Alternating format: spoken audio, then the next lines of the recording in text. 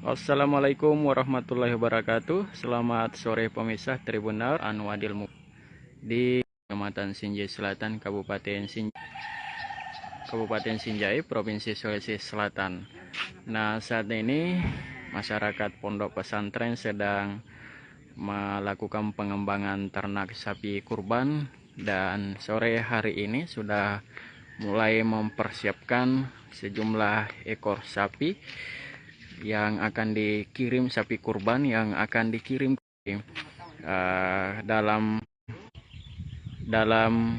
Provinsi Sulawesi Selatan. Nah, ini sudah siap diberangkatkan dengan tujuan ke Wajo, Kabupaten Wajo, Sulawesi Selatan.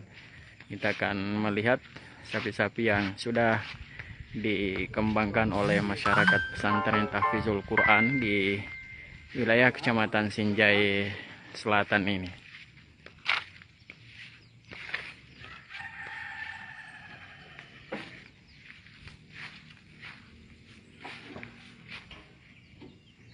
Ini adalah masyarakat Pondok Pesantren.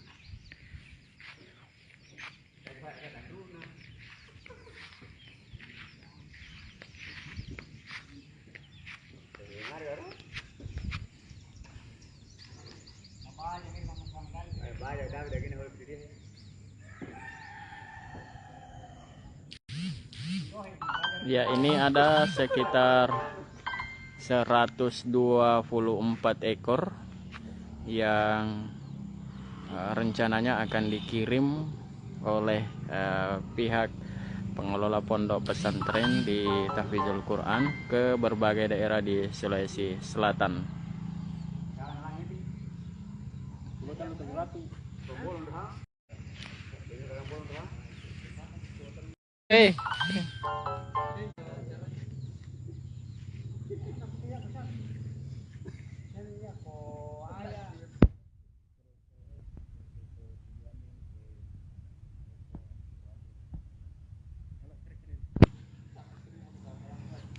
Ya, Pak, sapi-sapinya ini Pak tujuan kemana saja? Di Palopo, di Wajo. Ke kota Palopo, Iya, ke Kabupaten Wajo juga. iya. Nah, selain itu Pak ada? Makassar. Oh, Makassar. Iya. Iya, baik Pak, terima kasih Pak. Ini adalah salah satu petani dan peternak di Pondok Pesantren Tahfizul Quran, Pak Bapak Salama. Dan selama ini setiap tahunnya mengirim ratusan ekor ke berbagai daerah di Provinsi Sulawesi Selatan untuk jenis sapi-sapi kurban. Dan Kabupaten Sinjai juga menyiapkan sekitar 10.000 populasi sapi yang merupakan peliharaan dari masyarakat peternak di Kabupaten Sinjai. Dan 10.000 populasi sapi ini tersebar di masyarakat peternak di wilayah Kabupaten Sinjai yang tersebar di 8 kecamatan, mulai peternak yang ada di wilayah Kecamatan Sinjai Utara, Sinjai Timur, Kecamatan Sinjai Tengah, Kecamatan Bulu Podo, Kecamatan Sinjai Barat, Kecamatan Sinjai Selatan, dan Kecamatan Terlulimpoe, dan Kecamatan Sinjai Selatan sendiri. Nah, ini sedang dipersiapkan untuk diberangkatkan pada rencana malam nanti ke Kabupaten Wajo, Sulawesi Selatan. Dan total ada sejak kemarin sudah para pengusaha sapi di pondok pesantren ini sudah mengirim sebanyak 124 ekor yang rencananya akan dikirim ke Kota Makassar dan Kabupaten Wajo dan Palopo. Dan oleh pihak dinas peternakan di Kabupaten Sinjai sendiri menyampaikan bahwa ada 3 ada 4 kecamatan wilayah peternakan atau pengembangan sapi yang memiliki dagingnya berkualitas. Nah, ke-4 kecamatan tersebut yakni sapi-sapi berasal dari Kecamatan Sinjai Barat, Kecamatan Sinjai Borong, Kecamatan Sinjai Tengah, dan Kecamatan Sinjai Selatan sendiri. Dan oleh pemerintah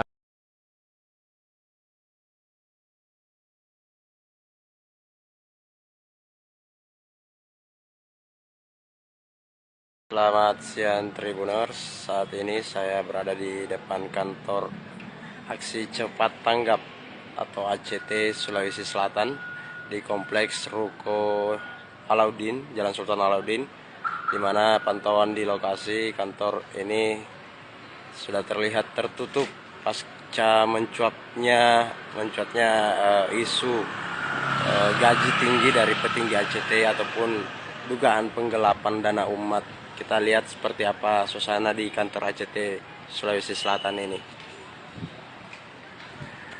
Ya, seperti inilah suasana di kantor ACT Sulawesi Selatan. Ini sudah tampak tertutup. Ini tidak terlihat adanya aktivitas di sini.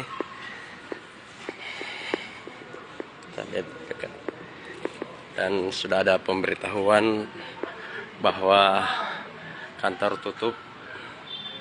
Ini kantor tutup, segala bentuk aktivitas diberhentikan sementara. Ini tepatnya nomor B11. Jadi penutupan kantor ini tidak diketahui oleh siapa dan kapan persisnya. Namun pantauan siang ini kantor ACT Sulawesi Selatan ini sudah terlihat tertutup. Tidak ada juga karyawan yang dapat ataupun relawan yang dapat dikonfirmasi terkait kapan penutupan dilakukan, begitu. Jadi kompleks Alauddin ini ada beberapa perkantoran juga, warkop ataupun kafe ada di sini. Terakhir Tribuners, dari penjelasan resmi oleh pihak ACT sendiri Sulawesi Selatan itu menyebut bahwasanya pasca mencuatnya kasus dugaan penggelapan dana umat, jumlah donatur ataupun donasi kurban, hewan kurban yang masuk itu mengalami penurunan dari tahun lalu sekitar 50-an.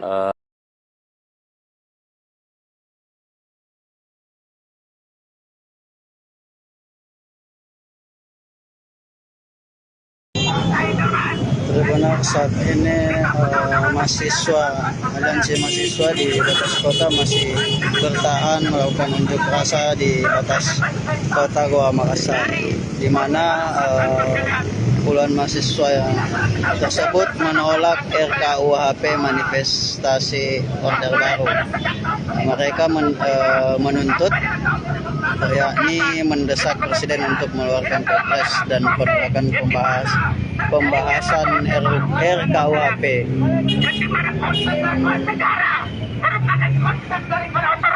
Sementara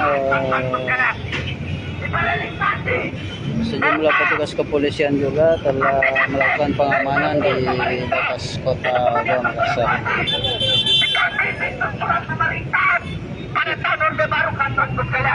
Ada motor jatuh.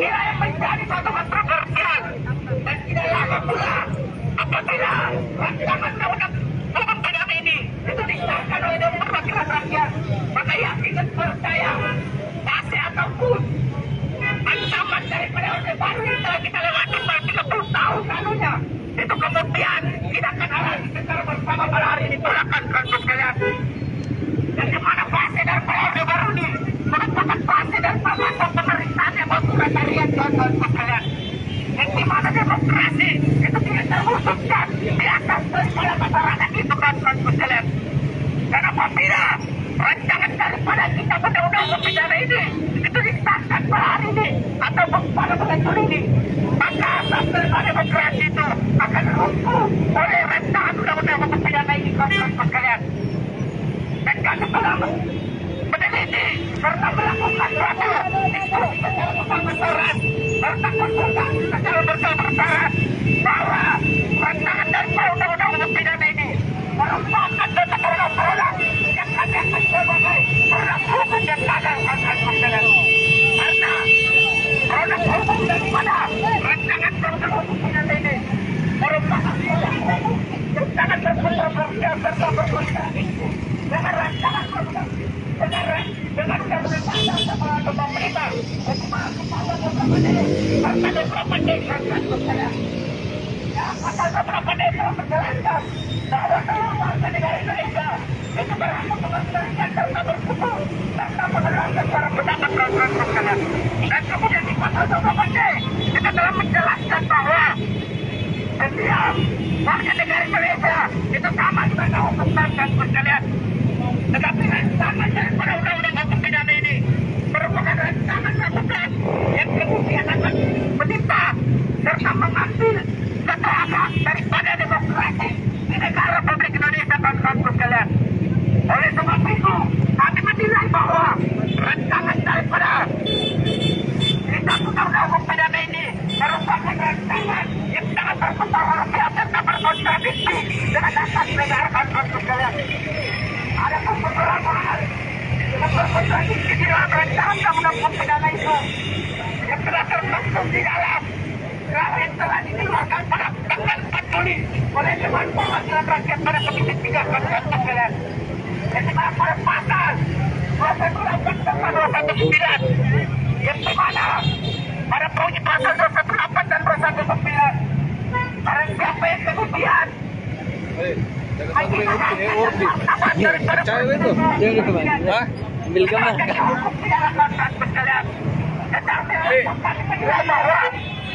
Negara Republik Indonesia itu kemudian melarang warga dan negaranya untuk mengkritik pemerintahan kawan-kawan sekalian. Di mana hukum pidana itu merupakan hukum yang baru berdasarkan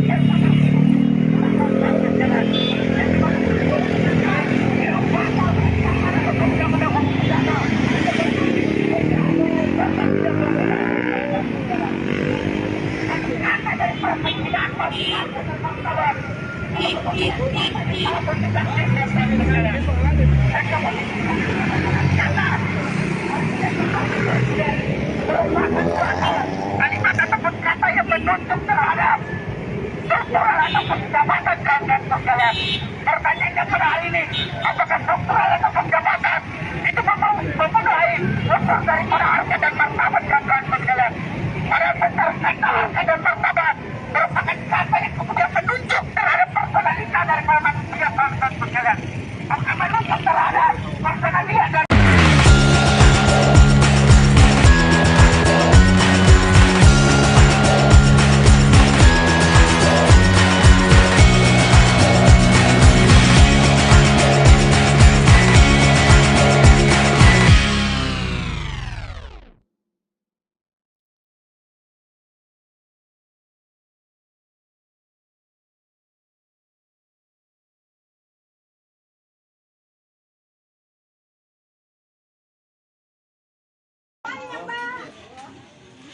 Assalamualaikum warahmatullahi wabarakatuh. Tribuners, saat ini setelah Jumat ini kita mendapat kabar Tribuners terjadi kenaikan harga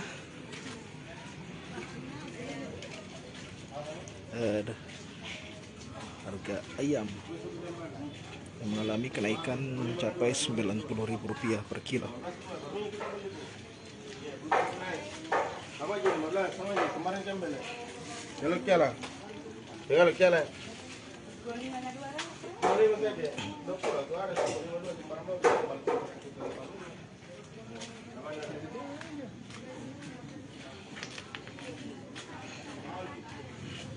Jadi kita datang ke salah satu penjual ayam Tribuners Jadi berdasarkan informasi yang kami peroleh, harga ayam potong di Kabupaten Bulukumba saat ini tembus Rp90.000 per kilogramnya, Tribuners.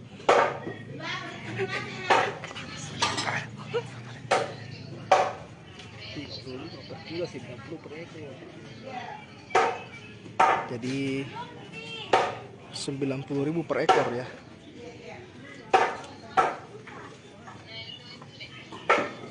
Ya. Oke.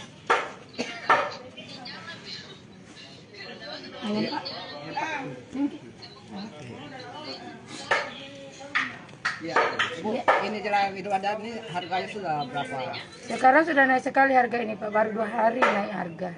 Harga sekarang per kilonya 35, sebelumnya 30. Iya. Kalau per Per ekornya sekarang yang besar itu 80, 85. sampai 60. Yang beginian Pak, 70 per ekor. Iya. Oh, jadi 80 per ekor ya. Yang besar itu 85, 80 sekarang. Sebelumnya berapa? Sebelumnya cuma 5, 70. Baru 2 hari Pak naik begini harga.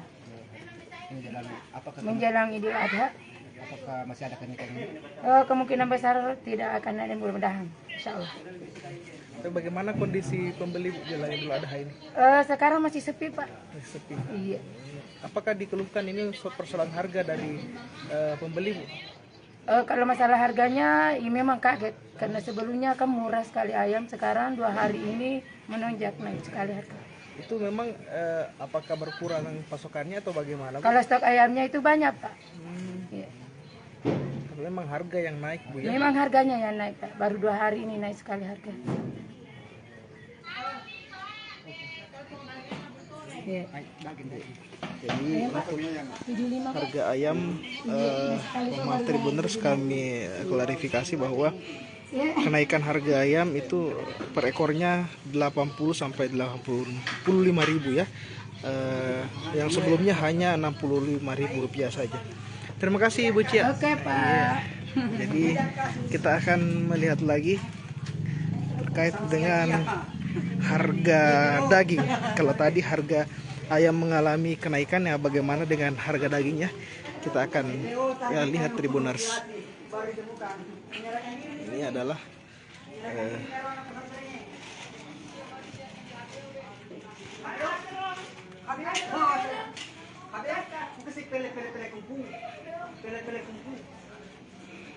harga daging Tribuners ya.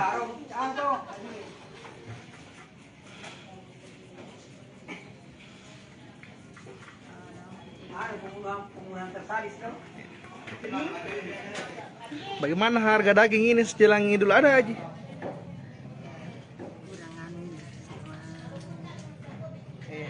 Cuma 120. 120. Tapi Mungkin besok 130. Itu biasanya kalau naik sekitar berapa itu Haji? Saya 130 nih 10.000. Nah, 10.000. Itu daging apa? Dan sapi Daging sapi. Kalau daging kuda itu? 170. Oh, berarti ada kenaikan juga. Sakit. Dari harga sebelumnya? Sama dia. 170 tetap kuda. Kalau kuda tetap sama. Kalau daging sapi diprediksi biasa naik, Bu.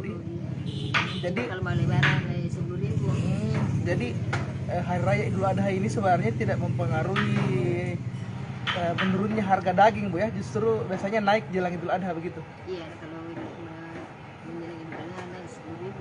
Naik 10.000. Siap. Terima kasih. Cewek namanya? Nama Pak. Jadi Tribuners, seperti yang disampaikan tadi bahwa kenaikan harga daging sapi juga diprediksi akan naik ya jelang Idul Adha ini, Tribuners. Biasanya kenaikan terjadi sekitar Rp10.000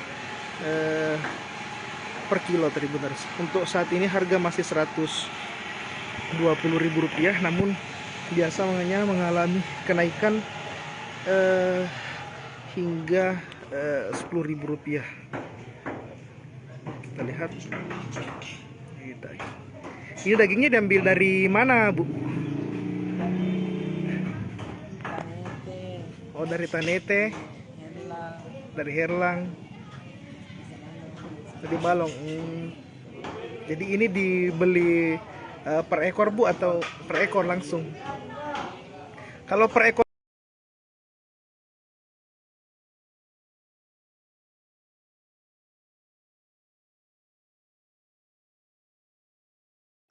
Halo, selamat pagi Tribuners. Hari ini saya sudah berada di Bandara Internasional Sultan Hasanuddin, tepatnya di area check-in. Nah, bisa kita lihat di sini Tribuners. Pada H-2 Idul Adha ini, jumlah pengunjung cukup sepi Tribuners. Namun dari data Angkasa Pura sendiri ini pada bulan Juni mengalami peningkatan jika dibandingkan periode tahun sebelumnya Tribuners.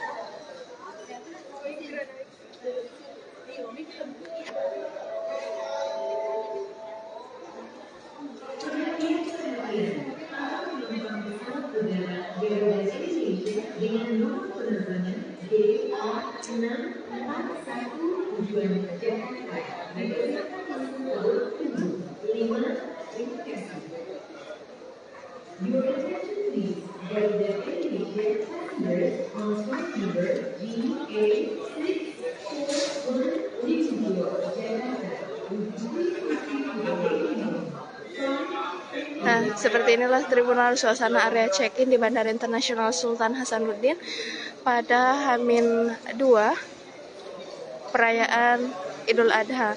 Nah, Tribunal diketahui saat ini memang perayaan Idul Adha bertepatan dengan libur sekolah. Dan seperti inilah memang agak sepi, namun dari data yang dikumpulkan oleh pihak Angkasa Pura, jumlah penumpang pada bulan Juni kemarin itu meningkat sebanyak 12% jika dibandingkan pada bulan Juni periode sebelumnya Tribuners.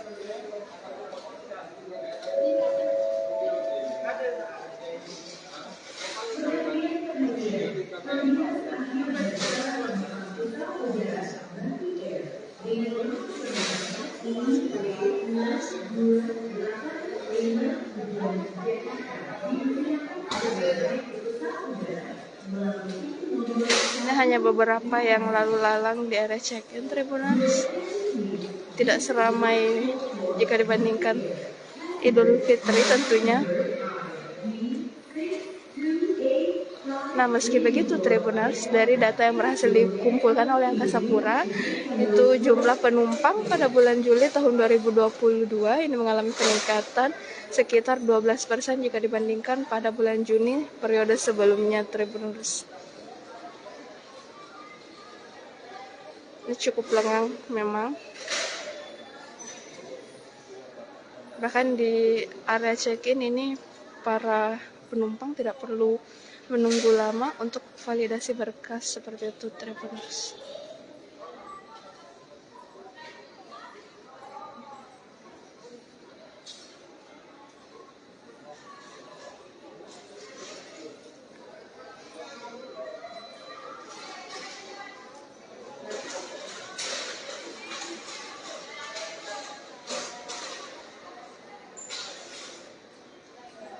Ini ada rombongan pramugari.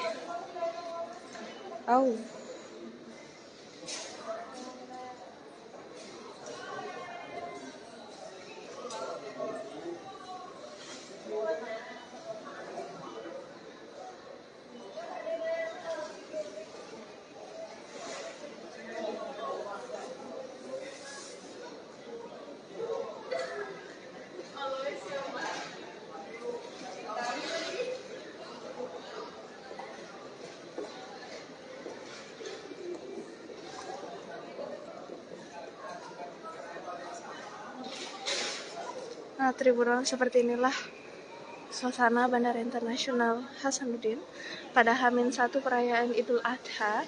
Cukup lengang dan hanya beberapa petugas yang lalu lalang dan juga penumpang yang akan terbang ke berbagai daerah tujuan. Ini cukup, untuk counter check-innya cukup lengang sekali, bahkan penumpang yang akan terbang itu tidak perlu menunggu lama untuk melakukan validasi Tribuners.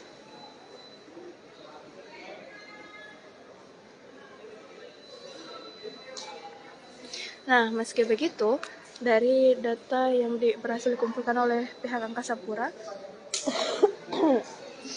pihak Angkasa Pura Tribuners yang mengatakan bahwa jumlah penumpang justru mengalami peningkatan jika dibandingkan pada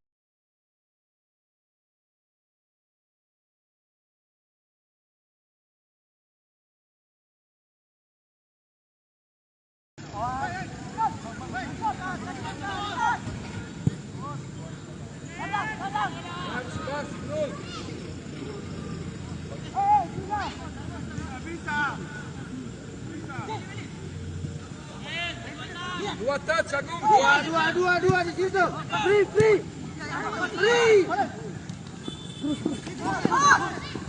Terlalu banyak Fadil.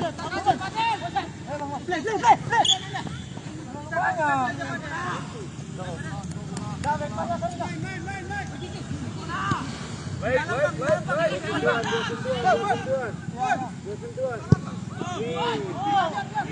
Offside.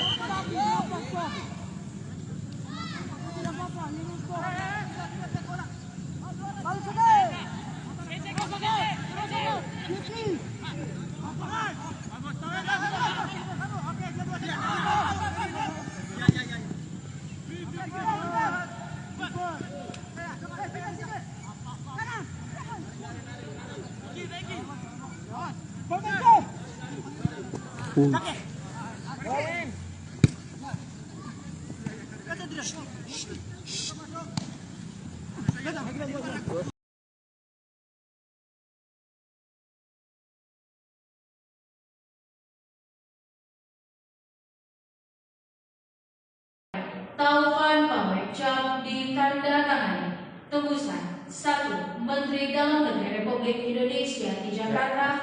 2. Menteri Pendayaan Aparatur Negara dan Reformasi Birokrasi Republik Indonesia di Jakarta. Dan kegiatan seterusnya. pelantikan dan pengambilan sumpah pejabat pimpinan tinggi pertama di Lampiran Keputusan Wali Kota Parepare Nomor 540 Tahun 2020 tanggal 8 Juli 2022. Kota Parepare.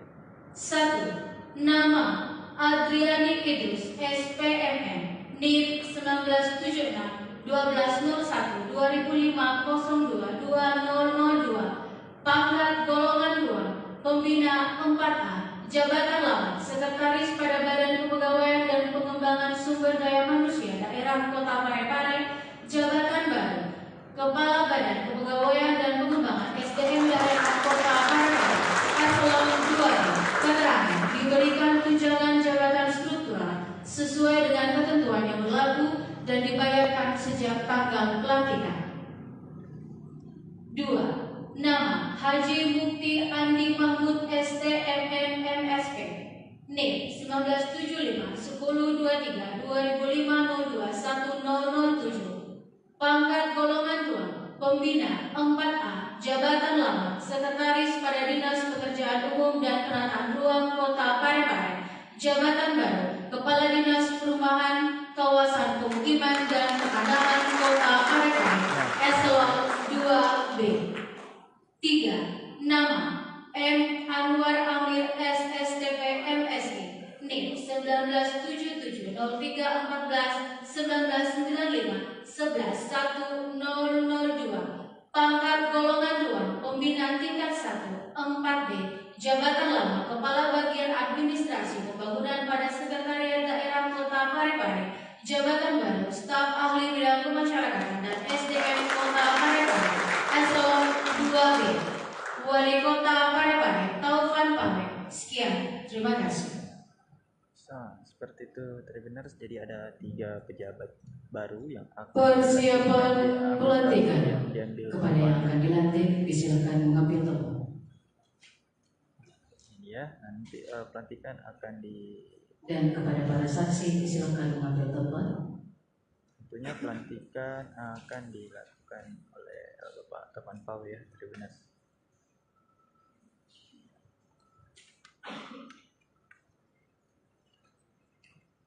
Kepada Wali Kota Parepare, disilakan mengambil tempat.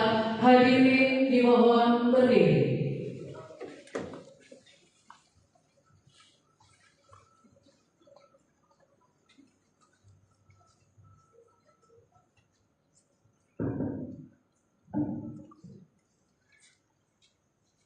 Ini 3 pejabat Tribuners. Pelantikan pejabat pimpinan tinggi pertama oleh Wali Kota Parepare.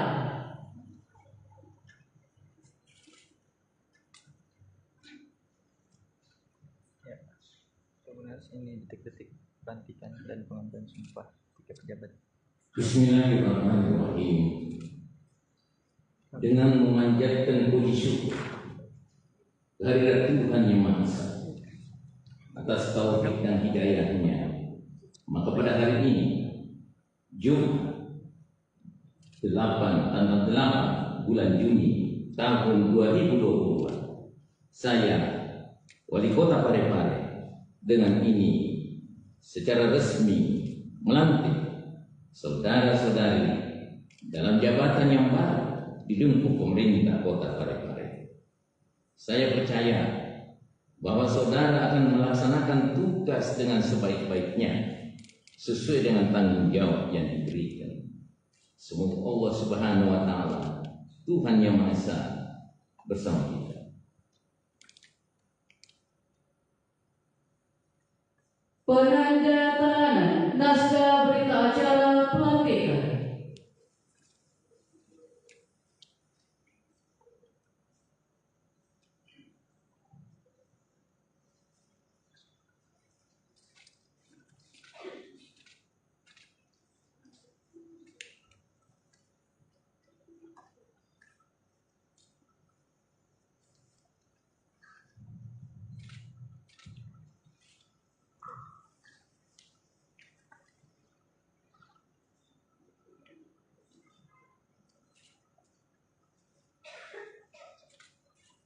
Jadi Tribuners, ini proses penandatanganannya berita acara dari ketiga. Saya informasikan Tribuners dan Facebooker, jadi pengambilan sumpah dan pelantikan ini berjalan dengan hikmat dan dalam suasana yang penuh perhatian dari semua audiens. Kemudian Tribuners, seperti yang kita lihat ini di sini juga kita zoom, dipelantikan sumpah pejabat pimpinan tinggi pertama di lingkungan pemerintah